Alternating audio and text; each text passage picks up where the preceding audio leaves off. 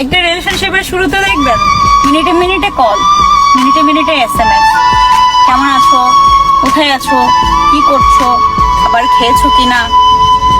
আপনি যখন বলবেন না খাবার খাইনি, তখন সে বলবে দেরিতে খাবার খেলে শরীর অসুস্থ করবে। তেমনই এত কেয়ারিং করবে ভাই, আপনার কাছে মনে হবে আপনার লাইফে এমন কেয়ারিং আর কেউ করেনি। আবার সেই রিলেশনশিপটা যখন পুরনো হতে যাবে, কয়েক মাস কয়েক বছর কেটে যাবে, তখন দেখবেন সেই কেয়ারিংটা আর আগের জায়গায় নেই। আপনি তাকে যখন ফোন বা SMS করবেন, বলবে পরে কথা বলছি, SMS এর রিপ্লাইটা আর সাথে সাথে আসতেছে না, বলবে ব্যস্ত ছিলাম, একটা কাজ ছিল, অনেক বিজি ছিলাম। আপনার কাছে তার ব্যস্ততার মুহূর্তটাই তুলে ধরবে, আগের মতো সেই কেয়ারিং এর জায়গাটা আর থাকবে না আপনার কাছে। যে রিলেশনশিপে আস্তে আস্তে কেয়ারিং কমতে থাকে, ভালোবাসার টান কমতে থাকে, আসলে সেটা ভালোবাসা না, সেটা আপনার জন্য সঠিক ভালোবাসা ছিল না, সঠিক ভালোবাসা না। ভালোবাসা হওয়া উচিত এমন, যার সাথে আপনার পুরো লাইফ কেটে গেল, তার প্রতি আপনার কেয়ারিং, টান, ভালোবাসার আবেগ, ভালোবাসা কোনোটাই কমতি থাকবে না।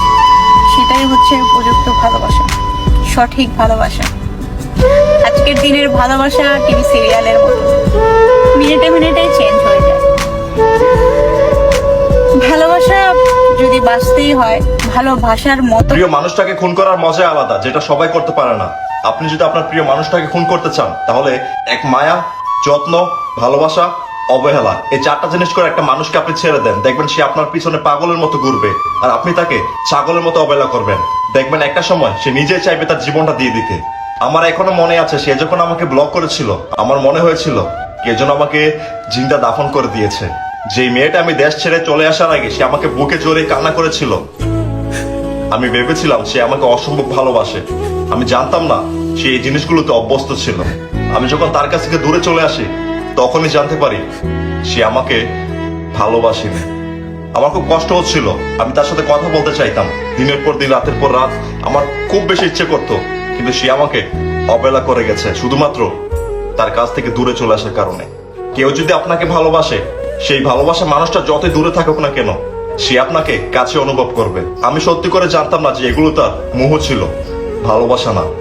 সত্যি কথা কি জানেন, আমার একটা জিনিস খুব মানতে কষ্ট হচ্ছে, সে যখন আমার ছিল সে পুরোটা দিয়ে আমার ছিল, আবার সে যখন চলে গেছে সে একবার আমার কথা মনে করলো না। জানেন, তাকে পাওয়ার আক্ষেপটা আমার যুগের পর যুগ থেকে যাবে, তাকে পাওয়ার আক্ষেপটা কোনোদিনও ফুরাবে না। আমি তোমাকে অসম্ভব ভালোবাসি, তুমি আমাকে ছেড়ে যেও না, এই কথাগুলো তাকে আটকাতে পারিনি।